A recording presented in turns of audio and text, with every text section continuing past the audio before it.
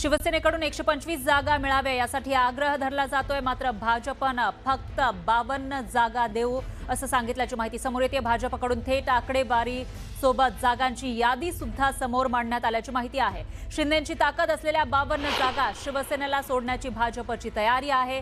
शिंदेंच्या शिवसेनेमध्ये 2017 सालचे जवळपास 47 नगरसेवक आहेत। भाजप आणि शिवसेनेमध्ये परवा वॉर्ड निहाय चर्चा होणार आहे आणि ज्याद्वारे जागा वाटपाची निश्चिती होणार असल्याची माहिती समोर येते। तर बीएमसी मध्ये जेव्हा शिवसेना अखंड शिवसेना 2017 मध्ये सगळ्यात मोठा पक्ष म्हणून समोर आलेला होता आणि त्यावेळेला 84 नगरसेवक निवडून आलेले होते, त्यानंतरचा पक्ष हा भाजप होता आणि त्यामुळे आता जेव्हा वाटाघाटी होत आहेत त्यावेळेला 52 जागांचा प्रस्ताव दिल्याची माहिती समोर येते।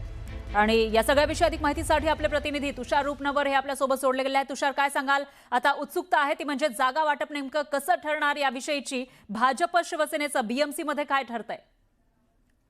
फरा मुंबई महानगरपालिकेमध्ये भाजपा महायुती संदर्भातल्या युती संदर्भातली सर्वात महत्त्वपूर्ण बातमी समोर आलेली आहे। भाजपाने शिवसेनेला फक्त 52 जागांचा प्रस्ताव दिलेला आहे।